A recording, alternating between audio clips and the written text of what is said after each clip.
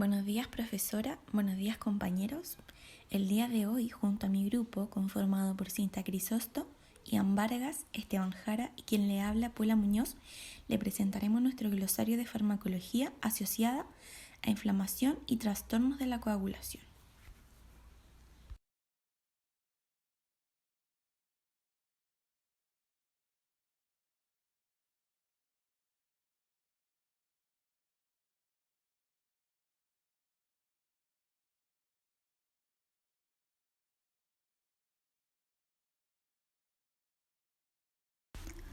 Como introducción, comenzaremos definiendo lo que es la inflamación. Bueno, este es un proceso tisular que está constituido por una serie de fenómenos que son moleculares, celulares y vasculares de finalidad defensiva frente a agresiones físicas, químicas o biológicas. Los aspectos básicos que se destacan en este proceso son la focalización de la respuesta, que tiende a circunscribir la zona de lucha contra el agente agresor. También tenemos la respuesta inflamatoria, que es inmediata, de urgencia y por tanto es inespecífica, aunque también puede favorecer el desarrollo posterior de una respuesta específica. Y tenemos el foco inflamatorio, que atrae a las células inmunes de los tejidos cercanos. La inflamación se ha considerado integrada por 4 signos, los cuales son el calor, el rubor, tumor y el dolor. Bueno, el calor y el rubor se deben a las alteraciones vasculares que determinan una acumulación sanguínea en el foco. El tumor se produce por el edema y el acúmulo de células inmunes, y el dolor es producido por la actuación de determinados mediadores sobre las terminaciones nerviosas de este mismo.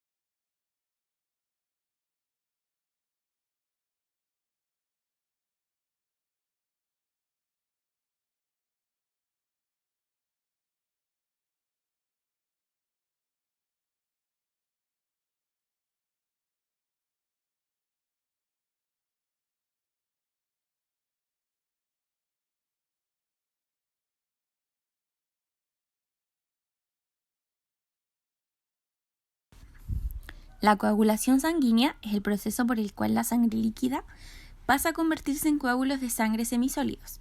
Este proceso ayuda a evitar que se pierda sangre al dañarse los vasos sanguíneos. Cuando un vaso sanguíneo se daña, las partículas de sangre, que son las plaquetas, forman un tapón en la zona de la lesión inmediatamente. Después, las proteínas sanguíneas, que son los factores de la coagulación, responden de forma de compleja cascada al fin de fortalecer el tapón de plaquetas. Y por último, la herida se cicatriza y el tapón de plaquetas se descompone.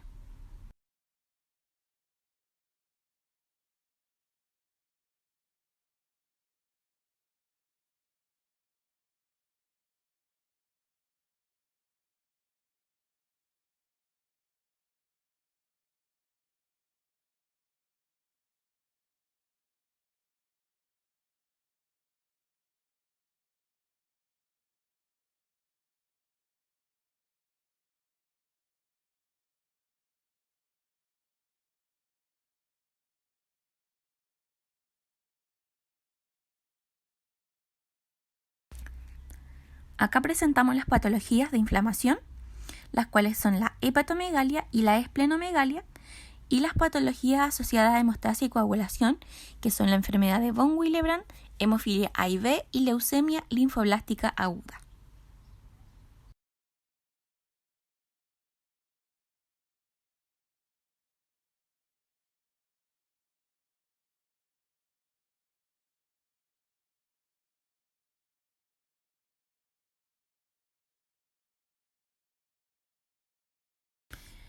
Ahora presentaremos los fármacos asociados a la inflamación.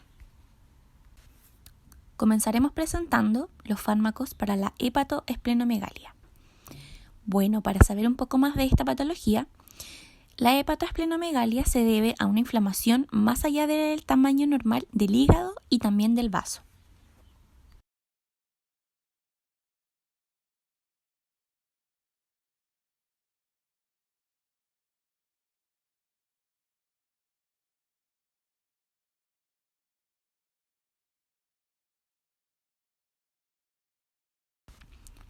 En primer lugar tenemos al paracetamol, el cual corresponde a la familia de fármacos antiinflamatorios no esteroideos, más abreviado como AINES. Los usos clínicos son para el control de dolor leve o moderado causado por afecciones articulares, otalgias, cefalias, dolor odontogénico, neuralgias y procedimientos quirúrgicos menores.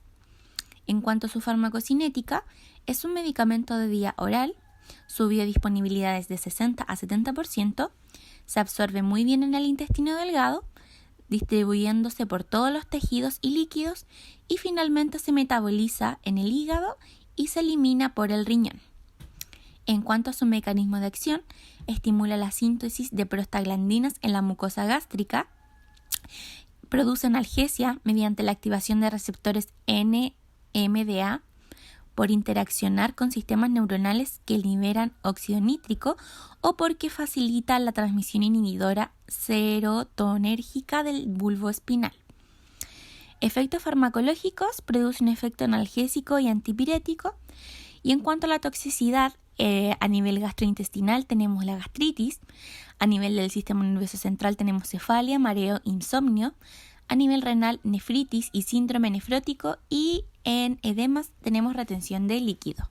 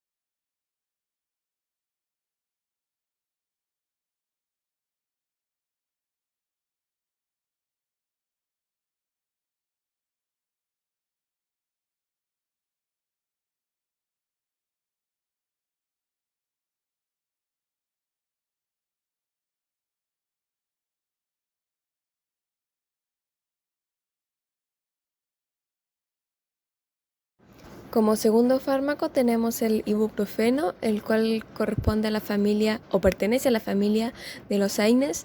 Está indicado para tratamiento sintomático de la fiebre, dolor de cabeza, dolor dental, dolor postoperatorio y músculo esquelético. Respecto a su farmacocinética, tenemos que se absorbe con rapidez en el tracto gastrointestinal, donde las concentraciones plasmáticas máximas se alcanzan después de 1 o 2 horas después de haber sido ingerido, y el volumen aparente de distribución es de 0,1-0,2 litros por kilogramo. Es metabolizado por el hígado mediante la hidroxilación y carboxilación, y su eliminación es a nivel renal y se considera total al cabo de 24 horas. Su administración es mediante vía oral.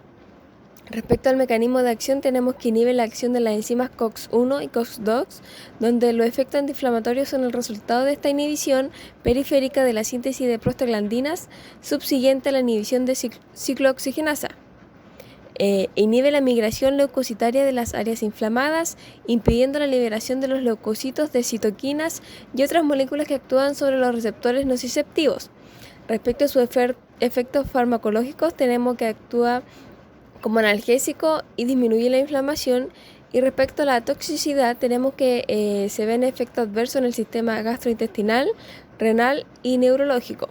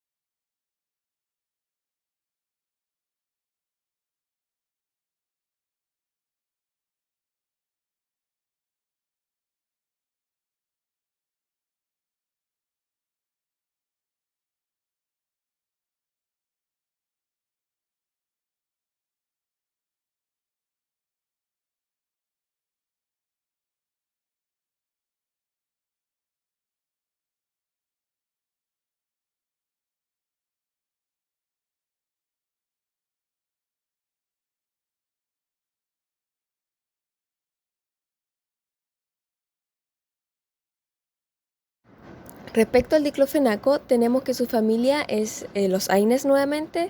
Está indicado para el tratamiento sintomático del dolor, fiebre e inflamación.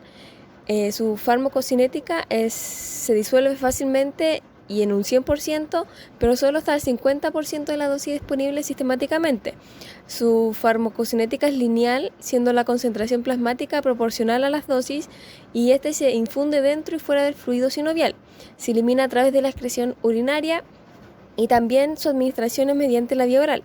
Respecto al mecanismo de acción, tenemos que inhibe la biosíntesis de las prostaglandinas y otros prostanoides mediante la inhibición competitiva irreversible de la enzima ciclooxigenasa. Provoca disminución de la formación de los precursores de las prostaglandinas y los tromboxanos del ácido araquidónico. En sus efectos farmacológicos produce propiedades analgésicas y antipiréticas, y respecto a la toxicidad o efectos adversos tenemos que genera dolor de cabeza, problemas en el movimiento, náusea y vómitos, entumecimiento y hormigueo de las extremidades.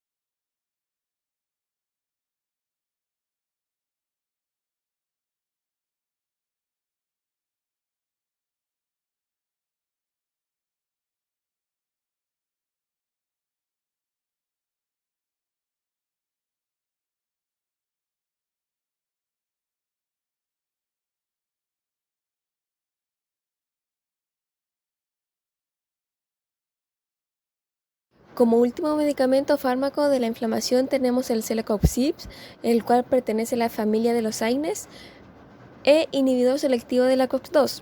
Está indicada para tratamiento de la osteoartritis, artritis reumatoide, dolor asociado a cirugía ortopédica. En su farmacocinética tenemos que se absorbe bien, alcanzándose las concentraciones plasmáticas máximas en torno a las 2 o 3 horas después de haber sido ingerido. Su administración con alimentos, especialmente alimentos o comida rica en grasa, va a retrasar su absorción alrededor de 1 hora, y es metabolizado en el hígado mediante la hidroxilación, oxidación y una cierta glucuronidación. Se elimina principalmente por metabolismo, y también su ingesta es mediante la vía oral. Respecto al mecanismo de acción, tenemos que cataliza la conversión del ácido araquidónico a prostaglandina 112 y a tromboxanos. En su efecto farmacológico tenemos que alivia el dolor, la sensibilidad a la inflamación y la rigidez. Respecto a la toxicidad, pusimos los principales 3 sistemas, donde está el cardíaco, donde se puede presenciar hinchazón, aumento de peso rápido, sensación de falta de aire.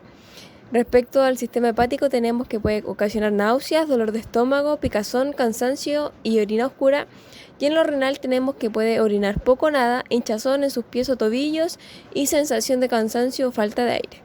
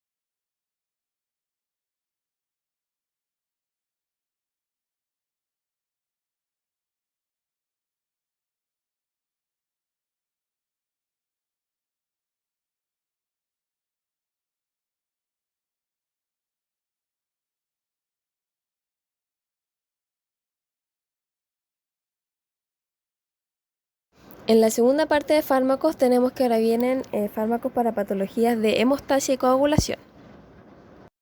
La primera patología correspondiente a hemostasia y coagulación es la enfermedad de von Willebrand, el cual es un trastorno hemorrágico hereditario caracterizado por un defecto cuantitativo o cualitativo del factor de von Willebrand, que consiste en la disminución del factor de von Willebrand ya sea en su función o en su concentración, lo que define varios subtipos de la enfermedad.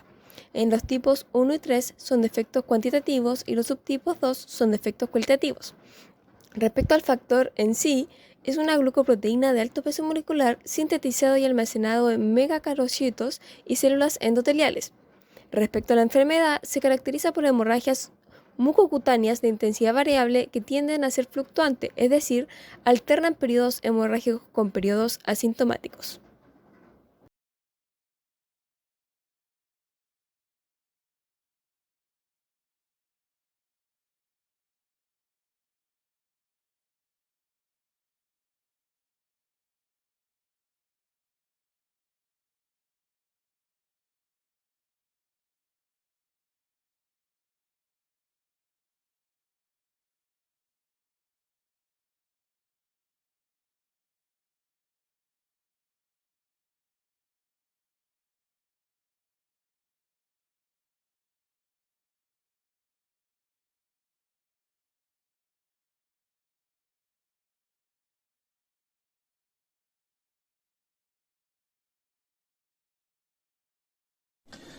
Ácido tranexaminólico. Pertenece a la familia de fármacos antifibrinólicos.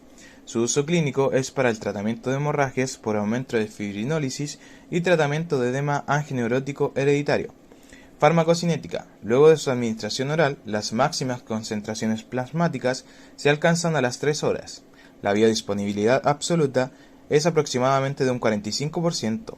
Después de dosis repetidas, durante el día, la concentración plasmática aumenta un 19%. Se elimina a través de la orina, en un 95%, la dosis sin alteraciones. Mecanismo de acción. Inhibe competitivamente la activación de plasminógeno, reduciendo con ello la conversión de plasminógeno en plasmina, una enzima que degrada el coágulo de fibrina, el fibrinógeno y otras proteínas del plasma, incluyendo los factores procoagulación 5 y 8. Su potencia fibrinolítica del ácido tranexaminólico es aproximadamente 15 a 10 veces más a la del ácido aminocaproico. Efecto farmacológico. Se utiliza para tratar el sangrado abundante durante el ciclo menstrual en las mujeres. Toxicidad. Provoca náuseas, vómitos, diarrea, malestar con hipotensión, con y sin pérdida de conciencia. También causa trombosis venosa o arterial, convulsiones y reacciones de hipersensibilidad. Ácido aminocaproico. Pertenece a la familia de fármacos hemostáticos. Uso clínico. Se utiliza para controlar la hemostasia cuando la fibrinólisis contribuye al sangrado. Farmacocinética. Es de administración oral. La absorción es de alrededor de 10 minutos luego de la ingesta. Después de esto, se distribuye en los compartimentos extravasculares e intravasculares del cuerpo. Su eliminación es por vía renal. Mecanismo de acción. Su acción se ejerce principalmente mediante la inhibición de los activadores de plasminógeno y en menor grado a través de la activación antiplasmática. Efecto farmacológico. Ralentizar el proceso de desintegración de los coágulos de sangre. Toxicidad. No se han llevado estudios a largo plazo para evaluar el potencial carcinógeno de este fármaco. A continuación presentaremos los fármacos asociados a hemofilia A y B, que son una mutación en el gen 8 y 9. La hemofilia A es una diástasis hemorrágica congénita causada por la disminución de la actividad del factor 8 y la hemofilia B es causada por la deficiencia del factor 9. Desmopresina. Pertenece a la familia de fármacos de las hormonas. Usos clínicos. Prevención de la poliuria, polidipsia y deshidratación en los pacientes con diabetes insípida central. Reducción de las hemorragias durante el bypass cardiopulmonar. Farmacocinética. Una vez en la circulación sistémica, los efectos antidiuréticos ocurren generalmente entre 15 y 60 minutos, con un pico de los efectos a la hora y media, después de la administración. Los efectos del fármaco duran cerca de 5 horas, con un cese abrupto de la actividad que ocurre durante el periodo de 60 a 90 minutos. La actividad del factor 8 del plasma aumenta entre 15 y 30 minutos después de la administración intravenosa, con una actividad máxima a la hora y media y entre las 3 horas. Mecanismo de acción. No induce la liberación de la hormona adrenocorticotropina, ni aumenta las concentraciones del cortisol del plasma. La desmopresina tiene ligeras variaciones estructurales que reducen su actividad vasopresora y su acción contráctil en el músculo liso visceral. La desmopresina aumenta el factor 8 plasmático y el activador del plasminógeno en mayor medida que el peso equivalente de la vasopresina. Efecto farmacológico. Posee un efecto antidiurético con disminución de la cantidad de orina y aumento de la osmolaridad urinaria. Toxicidad. Presenta dolor abdominal, dolor de cabeza, náusea, vómitos y dolor vulvar. Factor 8. Pertenece a la familia de fármacos de tipo factor coagulación. Uso clínico. Se utiliza para el tratamiento de las hemorragias y la profilaxis del sangrado quirúrgico. Farmacocinética. Se administra a través de una inyección y entre 2 a 3 tercios permanecen en circulación. El nivel de actividad alcanzado en el plasma debe mantenerse entre un 80 y un 120% que se espera del mismo. Mecanismo de acción. Actúa en la cascada de coagulación acelerando la disociación del factor X por el factor activado 9. Efecto farmacológico. Participa al final de la coagulación creando una especie de tapón que cierra la lesión del vaso sanguíneo. Toxicidad. Las pruebas de toxicidad a dosis alta no son relevantes ya que a altas dosis da lugar a una sobrecarga. Factor 9. Pertenece a la familia de fármacos de tipo factor de coagulación. Su uso clínico es para el tratamiento y profilaxis de hemorragias en pacientes con hemofilia tipo B.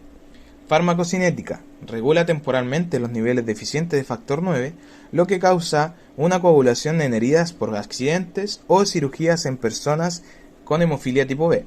Se administra por vía intravenosa lenta. Mecanismo de acción.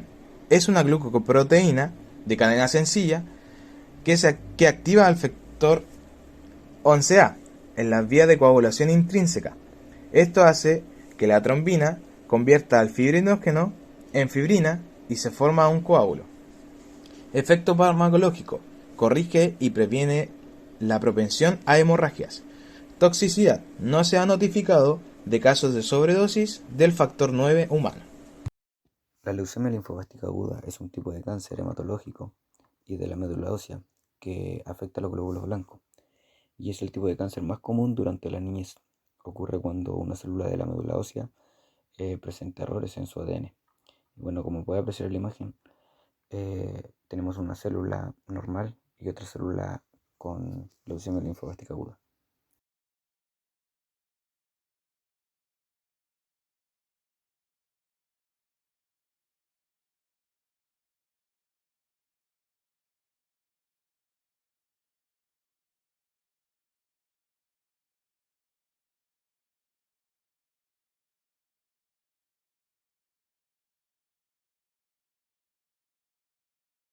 Bueno, ahora vamos a hablar de un fármaco llamado allopurinol, que pertenece a una clase de medicamentos llamados inhibidores de la oxidasa de xantina.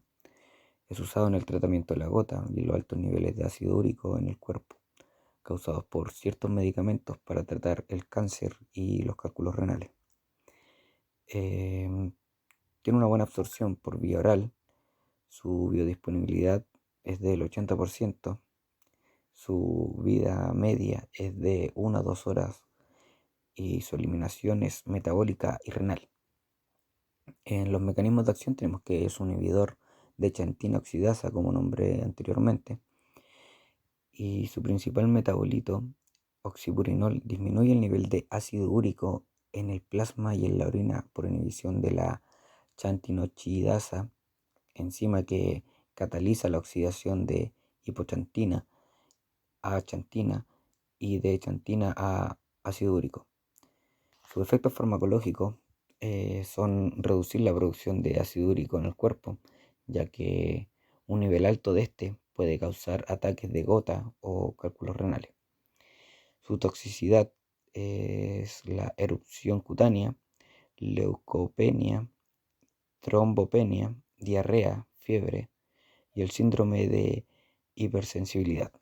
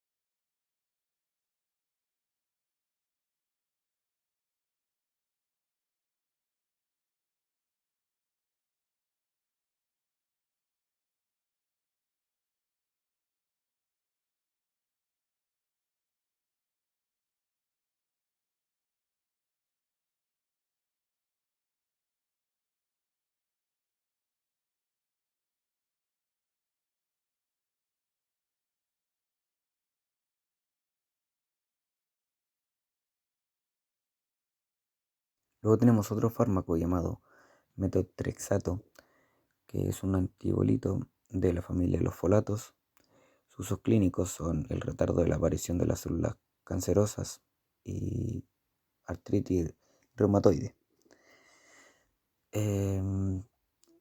La farmacocinética vendría siendo la concentración plasmática máxima que se alcanza tras 1 o 2 horas de dosis de 200 miligramos. El metotrexato compite con los folatos reducidos en el transporte activo a través de las membranas celulares mediante un sistema de transporte activo medido por transportador. La excreción renal es la principal ruta de eliminación de este y depende tanto de la dosificación como de la vía de administración. A las 24 horas de la administración de este, se excreta una orina de forma inalterada de un 80 a 90% de las dosis administradas. El mecanismo de acción vendría siendo que es un antimetabólito que posee actividad antipoliférica e inmunosupresosa por inhibir competitivamente las enzimas de hidrofolato reductasa y cataliza un paso clave en el metabolismo del ácido fólico al regular la cantidad de folato intracelular disponible para la síntesis de proteína y ácido nucleico. Y esto impide la formación de tetrahidrofolato. Tiene un efecto antiinflamatorio y su toxicidad es mielosupresión, insuficiencia renal, mucositis y alteraciones neurológicas.